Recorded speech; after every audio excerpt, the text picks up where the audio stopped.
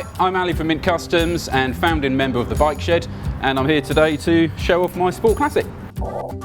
Okay, so my Sport Classic 1000S, I've had it now for just over a year, I think, about 18 months maybe max.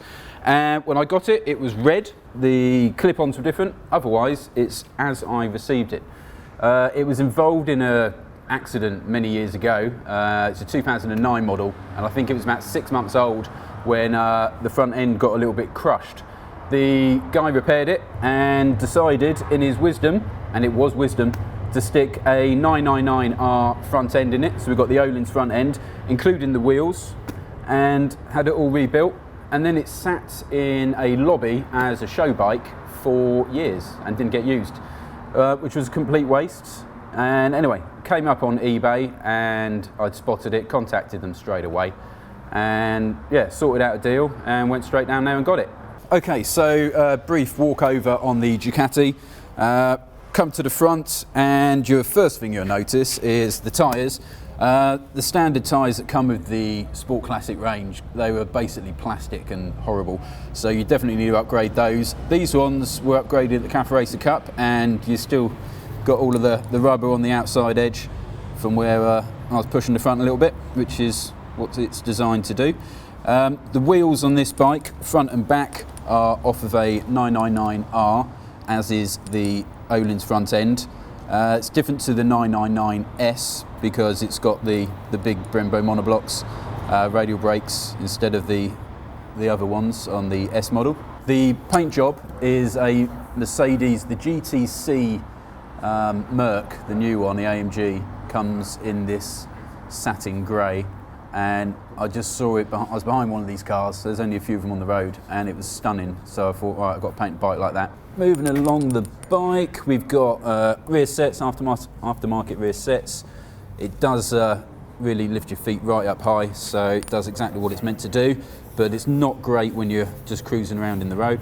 Exhaust system, or sound system as I like to call it, is a Piero, I think that's how it's pronounced. You can barely see the logo in it there. Rear shocks are standard, and I've got three actual options for shocks.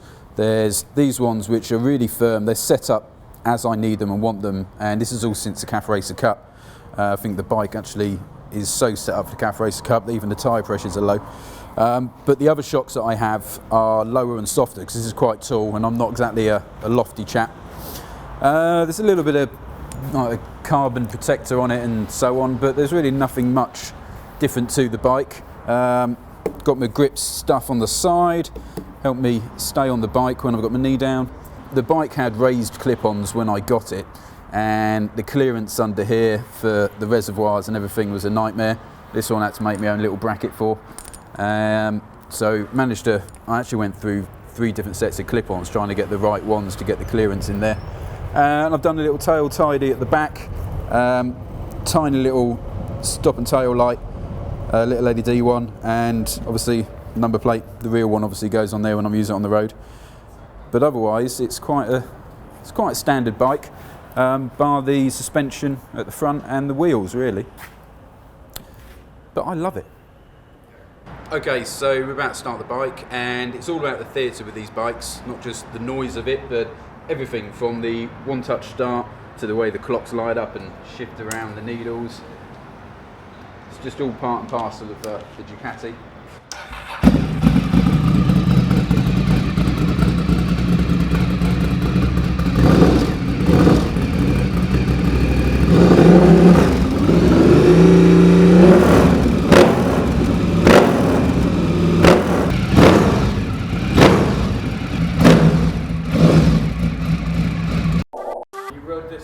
Last year's 2018 Cafe Racer Cup.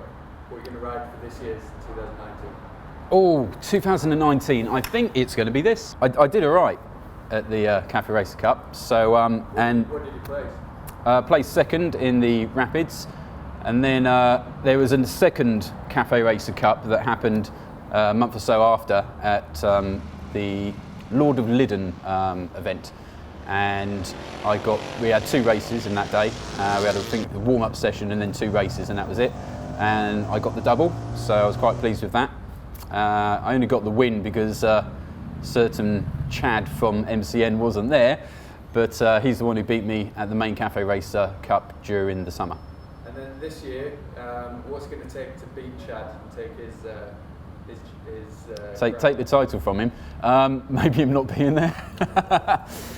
He's quick, but Chad was on a Z900 RS, so new bike, modern bike, and he probably had, I don't know exactly, but maybe 25 to 30 brake horsepower on me. So I was down, and I'm not increasing my brake horsepower, so I'm just going to have to grow a pair, really. So you've always had Ducatis. Why Ducatis? Why Ducatis? I mean, is it really a question that needs answering? They're just beautiful bikes. They sound great, and the passion from the brand is unrivaled. I mean, it's got the sort of following, a bit like Harley Davidson has got this following around the world, and people are Harley people. Ducati have that, but they do it with a little bit more passion. Dare I say, even a little bit more class. And yeah, so it's always been a dream to have Ducatis from when I was a youngster, but I could never afford them or think I could afford them until my first one arrived, and then I've not really looked back. I've probably had about, over a dozen, well over a dozen. So you've supplied quite a few people at the bike shed with Ducatis. Tell us more about that. Yeah, I've supplied quite a few people at the bike shed with bikes, but yeah, Ducatis, Dutch's GT1000 that he had last year, that Debolex did a few upgrades on, and Gareth's Superlights. I supplied him the donor of that bike. Tim, I swapped my GT1000 for his GT1000 plus a Ducati 748S that he had that he wasn't using. I think that's it on the Ducati front, but yeah, I've supplied a few other bikes as well to the guys.